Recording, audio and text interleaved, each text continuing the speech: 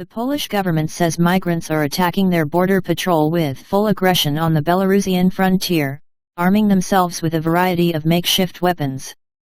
Although the numbers attempting to cross change, the methods remain the same. Migrants, always in groups, encouraged and directly aided by Belarusian services, storm the Polish border with full aggression, said Stanisław Żaryn, director of the National Security Department, in an update on the border crisis received by Breitbart London.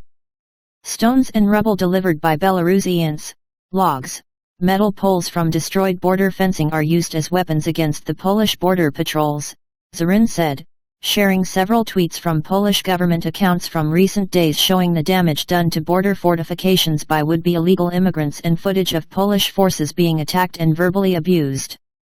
Żaryn noted that the hybrid operation by the regime of Alexander Lukashenko, with the silent support of the Kremlin as Poland and its EU and NATO allies see the crisis is persisting regardless of the fact that it has become less spectacular than it was in November. Indeed, he later added that the attacks on our border have become more aggressive in recent days, if anything.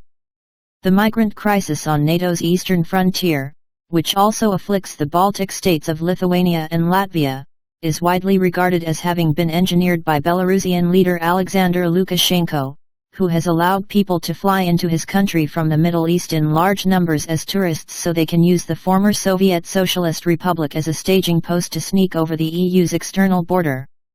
This destabilizing hybrid aggression is punishment for the EU in general and Poland and the Baltics in particular for having placed sanctions on Belarus and offered asylum to Lukashenko's opponents and critics, which were stepped up after he used his air force to effectively hijack a passenger jet flying from Greece to Lithuania earlier this year. The Polish government further believes Lukashenko would not have dared to organize and conduct such a major operation against the West without the support of its political patron in the Kremlin, and that Russia is only denying involvement so it can position itself as a mediator and win concessions elsewhere. The Poles have not managed to stop every attempting crossing, but have been far more robust than some other European countries, and recently announced that they are working with representatives of Iraq and Congo in the procedure of identification of those foreigners who, having managed to illegally enter Poland from Belarus without any ID documents, have been detained and placed in centers kept by the Polish authorities presumably with a view to quickly deporting them.